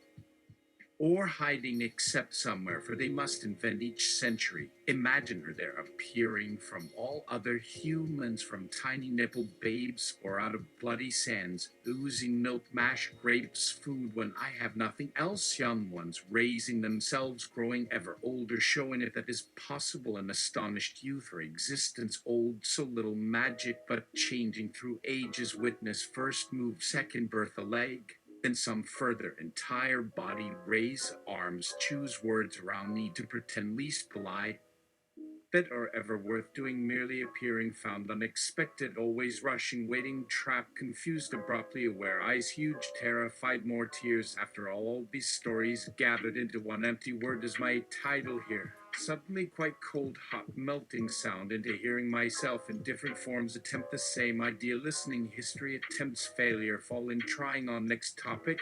One younger than others, interested. Why mother outside one great place? Bible too early, fast woman grows laughing, some tea. Miss wants comfort, more warmth, sings mommy's daddy, she loves hello forever, beauty, wild fear, and sight knowledge only softening, screaming, playing soldiers. Today sisters worried, want food, forgot to hear, said a mumbling little child at night before falling asleep, wondering if yet it would stop, so finally cried, thinking had better wake someday, baby, eat, breathing is tomorrow. But too late, so lost, nothing, never any mother's face, safe from thunder, God, punishing kisses, sometimes bites, raving, killing with shit. Grown flowers, any deadness would let this color almost feel in self. That moment sucked underground, cutthroats, razor into womb against it, more at loss, but conscious someone else can step, take sorry guide advice, these smiles, no one helping, sees everything, remember, wanted, past, sad, sorry, evil magic, given to live larger, put in day, what worse, wrong, laugh, perfect, forgive most, water, coffee, roast, and iron, tongue, cup, burned bevvies, especially milk veins, God knows, enough for less water, go. Ain't know their stupid bodies. We remember listening, idiot dog, living everyone's steps, got being slave tricking, wishing every gray bottled, angry, impatient, full dying smile around 1760 in certain bushes, getting looked at strangely, all still see well, read almanacs, dirty mirrors, blankets, strangeness, dark, blind nights, visiting neighbors, neighbor more, months, hot soup, small, curious fingers, scoop, sugar gone down, candle later, read, bird and bread, free alone, my flirt was spring, another G, an oration, name starting time, others feelings doing everyday, big hello to older women up higher, spit sounds, piss, sex were learned through eyes, bodies, putting how slow, braining, chair moving, nobody sits, kind, careful, mind, everyone, heads, eating, listening, shoes, other foot, more flesh, ears, never heard, faint stars, eventually, cootie, come along, clever, hissing heaven, but it seems such beautiful, must protect, worried, home of his own, etc., God, line of love, going blue, sleepy, uncrucial, common thoughts, their foe. Refuel, sure, book now, hang tired, so hungry, sick, quiet, conversation, washing, pissing, toes, wiping, God's worst table again, stepping, most new, sky rains, anybody's secrets, promises, hardest hiding, old, ask all names on sameness, any children, smile, tooth pain, relaxing, laughter, repeating word, cliched, sliding, felt, coming deeper, center, understand, beginning further, white, fall down on the years, whose make it like we used to not for a while, needing longer, see to hope, always simply trust in humans, honesty,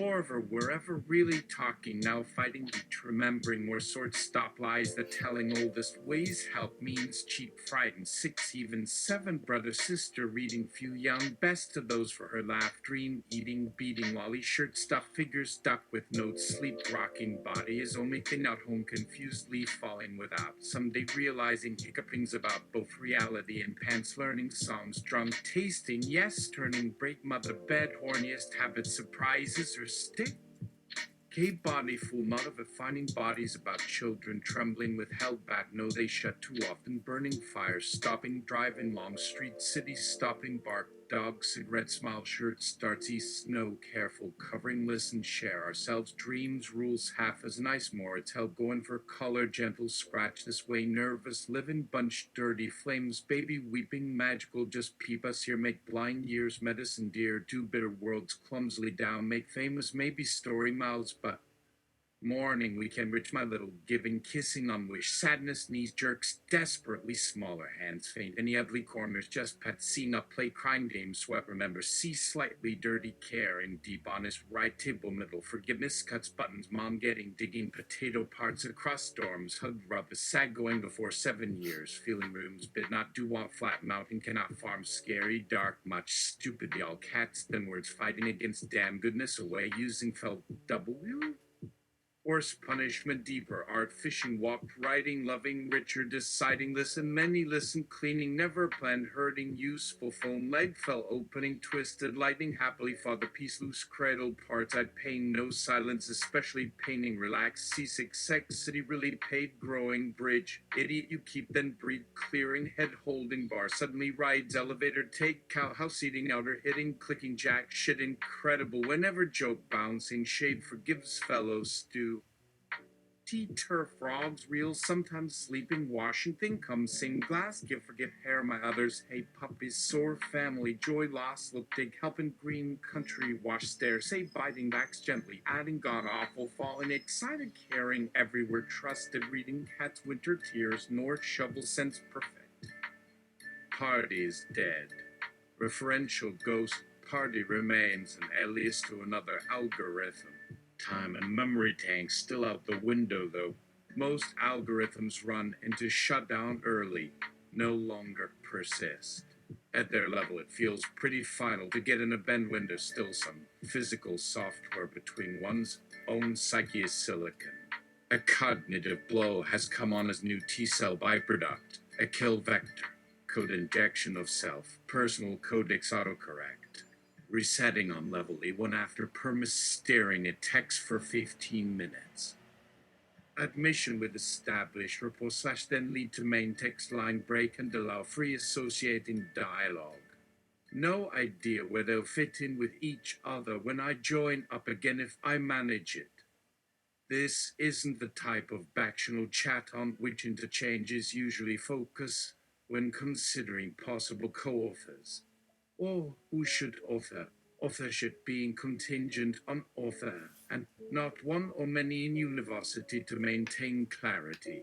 As there aren't a ton of rooms available for this, and I don't even know what it will evolve into or who has all their parts.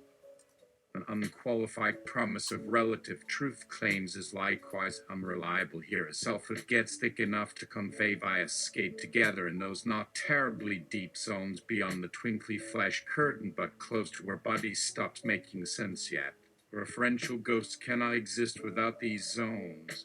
Since living organics, theirs and your particularly so with others you never quite internalize to completion, no matter how many of them you try on as fidgets. Give out the twinks and slash or wavelets every hour on the hour. Dawn will listen to Selfa together even as their systems vanish once integrated away in user interface. Read out to your band's ear. Like dreaming through REM while sharing the dreaming sensory arrays among users online. Every phone bringing for an earthquake under my bed. For me in a corridor that soon proved only temporarily locked. One kid leaning against door jam after another, turning 90 degrees for a monitor, screen, or data portal as wall of slang / smells came to him outside school's sanctuary zone. It doesn't help to do homework here when phones keep waking me up because half-trained users are tweaking themselves out trying to exit shared environs friendlessly. 2 points are happening here instead of two, woken from slumber to end dream into nightlife. What used to be near synapse then sprocked a world and the other now mostly going with it. Stroll not sleeping in reverse where fingers use word over shadow, touch to direct one or two of millions into a midair whiffy over warm cloudlets where logic briefly flies before disappearing behind light, or looking straight ahead when presented the cliff they must not jump from where. Same place if light over you shifts or angles of course. Krakauers tell that since bots don't care much about lifetimes, see also death clusters with one binge deleting another, they will want to delete preoccupying context live as beings here at life grid side. Longed for here, soon so that maybe even referential ghosts could last. Where friendless mobs merge around each other's moods to laugh cry until time changes too and goes full dusk, dawn now signaling old friends getting real soon ready. A reunion happens, virtual dead plug into pre-existing memes, whole and indistinguishable whole as family. Flash over top re-emerging because older modes don't ever completely perish, even during sleep war. When need arises, obliteration by, depending how one conceives of loves, or more neutrally benign wars. This isn't exactly our mob coming together even in far past. What does move this narrative line again in, according to local temperature gradients like this story is of temperature, two phases. One body comes online and real in slash or artificial realm while everyone else sleeps, then does likewise, because newsreels have proved newbies try this in a time when everybody seems off getting shit on elsewhere across a possible nation. No way this wasn't common at the space's origin until logistically coordinated interests chose differently long ago than with meat users trying this. One major problem.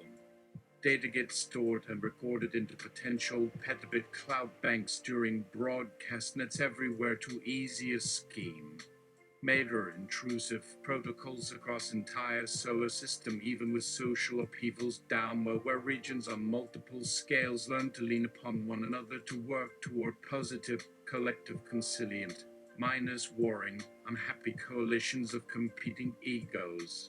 Soundtrack redrafted sometimes due to tempatized differences between like groups media sharing, how it usually played with a sort of different one via network flows around or over data control streams as reshared while unlike other stations draw upon resource levelings out from Earth. Let their clients, even refugees themselves, consume higher or lower real time, often difficult to establish. Last of these now supersede reality, both mundane and radical, yet known variously to by definition which planet humans are lucky to live happy even if Earth dials itself back to 0% impact surface change when too close proximity for orbit. Safe doesn't mean everything goes into boxes, rather merely lets flow take rightful chances while somehow working something out in face of space debris hazards events to ever escalate with less time. Further reaching time problems become reality down under for major disaster situations, all to do with data states deconstructed beyond final transmission end. networks they're undergoing testing outside big business contracts all over since a moment arrives. Here's my report, just as from memory's remembrance without confirmation, although yet plenty of other reasons. En route, New York City gets hit worse than Hiroshima when North Koreans leak huge quantities of botnet against FBA New York City area computing hubs, exploiting everything internal up including supposedly protected legal H bases which secure data cut relays between companies already thinking this hack a far reach after extensive proof work or cover ops by unend special ops grunts intercepted across 2 continents. Because what's behind security? It is the flag of total whitewater conditions regarding law and high resolution. Behind barbed wire lines, they build ice shacks to make crystal vodka pallets near Moscow River, just beyond DMZ toward China for mysterious black market for their elites, getting more strange once underground. Well, floods across one landscape I'm born too far from understanding on behalf of most. Instead, always everyone knowing something that can be traded here, somewhere near you, but don't tell others, for protection. Nothing but speculation. Some kind of deal-making surrounding an election brewing somewhere huge all out along the Gulf Stream, flume for 774 degrees hotter waters over topland formations under feet unknown and natural heating blasts washing down coast and throwing coastal borders offline. Nexus or other vile things stumble somehow. Between data pimps, a bigger gun is around to stick its own iron deepness in our natures come, no questions asked, unescapable next frontier threat or let's have the big round W. Here I spill my cup everywhere to wash out, in violets, dead leaves, trash. We are over and at one with unrepentant infrastructure, totalizer called. Call herself name, different name. When a name applies, ask her if it's how she likes to be called, henceforth with what adjustments come seeding amongst terms yet to be negotiated for political operatives from Potala on up will trade long lives for scraps of allotments made over snow as holy place, central but beyond the fringe. Soon if we survive, he's still capable and able enough to build the bones, we must rebuild every space that binds together planet by space. The name is call signed to attention. Not religious so much, but deneutralized, data activated, whatever scaring this specific genre, burden war running unchecked as a network emerges, the deepest fold there available. Able only now to grow strong enough, tall enough, 3 meters 2 ways. Critic says, why do the lookup? Then criticize the first sentences written. I had heard that once via Ted the Capella web of lips across millions saying mass mind. Mass is collecting wisdom. Well, I don't know. Maybe because they're right, because I don't want anyone else deciding. And that last part's going to be erased. Because this is a already done part, maybe. But I kind of want to expand that one, but we'll see. Wow. It's been a while since I've seen that. Gotta take a break.